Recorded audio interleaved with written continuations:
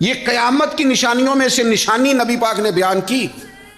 حضور فرماتے ہیں قرب قیامت میں ایک وقت آئے گا لوگ پرواہ ہی نہیں کریں گے کہ میرا رزق حلال ہے کہ حرام ہے، پر جہاں سے آ رہا ہے جس طرح کا آ رہا ہے آنے دو، جس سمت سے آ رہا ہے آنے دو.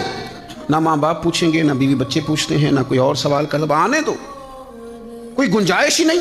یہ قرب قیامت کی علامتوں میں سے علامت. اور شارحین حدیث فرماتے ہیں، بزرگ فرماتے ہیں، جو رزق کی پرواہ نہیں نہ کرتا کہاں سے آ رہا ہے، اس کا پیٹ بھی کبھی نہیں بھرتا. پیاس بڑھتی ہے، بھوک بڑھتی ہے، اللہ اس کا فقر اور بڑھا دیتا ہے، اس کی غربت اور بڑھ جاتی ہے، اس کے مسائل اور بڑھ جاتے. کیوں؟ پرواہ نہیں کر رہا کہاں سے آ رہا ہے، آتا جا رہا ہے، آئے جو آئے قابو کرو، جیسے آئے قابو کرو. اور حرام کی صرف یہی صورت، پیسے آپ کے نہیں تھے وہ آپ نے لے لیے. حرام کی بہت ساری صورتیں. جس آدمی نے جس چیز کے پیسے لیے اس کوالٹی کی چیز نہیں دی، اس کا رزق بھی پاک نہیں ہے. مجھے بتائیے، آپ جس ڈاکٹر کے پاس بھی جاتے ہیں کوئی بھی دوائی لینے کے لیے، وہ سب سے پہلی چیز یہ کہتا ہے باہر کی چیزیں نہیں کھانی. کیوں؟ جو باہر کی چیزیں بیچتے ہیں انہیں اس بات کا احساس نہیں ہوتا کہ ہم جو بیچ رہے ہیں وہ بیماری ہے.